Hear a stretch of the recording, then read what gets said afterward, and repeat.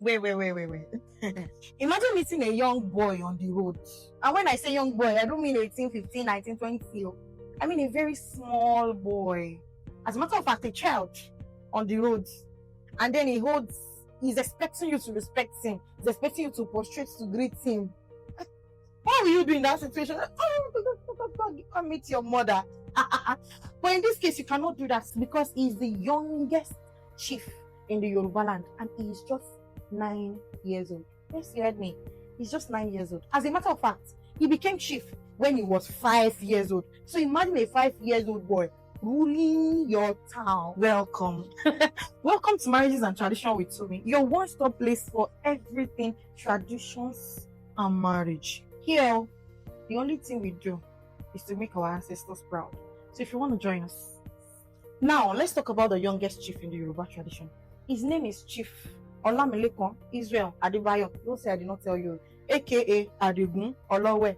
He's the youngest chief in the Yoruba land and he's just 9 years old. As a matter of fact, he became chief when he was just 5 years old.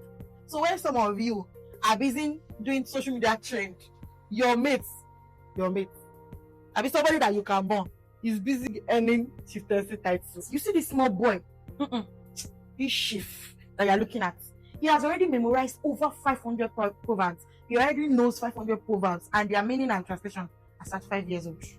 Can you please tell me now what you are doing with yours? Chief Olamilekon was crowned chief at 5 years old, but now he is 9. But here is where it gets interesting.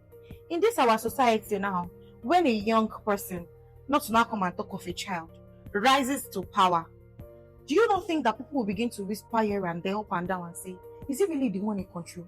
Or there is an adult somewhere that is actually controlling? Because as a 9 years old boy, you come and be the ruler of our town and tell us what to say. Do you not think that there is somebody behind the curtain who is actually ruling that town? It's just like Chief Olamilekon is the one on stage acting the film, while the director is behind the cameras. Because what does he know? You're going to say that, right? He knows a whole lot.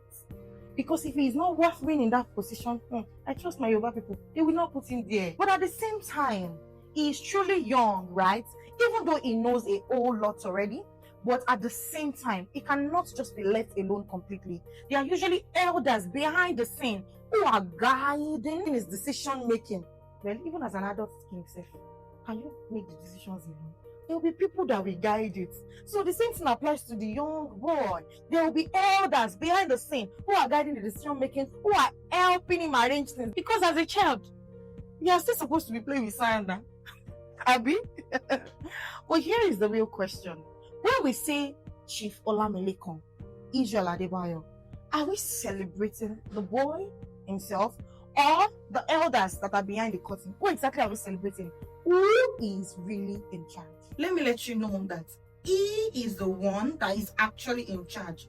But still, whether this boy is guided by an elder or he is not guided, it still doesn't change the fact that he still remains a vessel in that community. Because in the Yoruba land, the culture that somebody is holding is being respected. So they respect people's position very well in the Yoruba land. Now, let us look at a young boy that has crammed or memorized or understands over 500 proverbs at the age of 5. Do you know that that has shown that culture can be preserved even if it is planted early? What do you think? So will you agree with me that power can be passed down to anybody, whether young or old, a child or an adult? And let me quickly tell you one thing, that wisdom or culture, if it is not being passed down, it is definitely going to die. There are some of this tradition that guides our lifestyle, that used to guide our culture, that used to guide our way of life. In fact, there are some of our culture that guides marriage, but because they were not passed down from generation to generation, it has now died. And you hear some of us say, we've never heard this before, this never happens in our culture, because some of these cultures were not passed down. So this is a challenge for Olamilekon, that you can pass down culture to even the smallest of your home, of your town, because wisdom, if not passed down, it dies. So, whether you believe he's just a figurehead or not, whether you believe he's the one in control or not, it still doesn't change the fact that he represents the community and that community is still surviving up until today. Thank you for joining Marriage and Tradition once again today, where we make our ancestors proud. So don't forget to share to your people that needs to see this.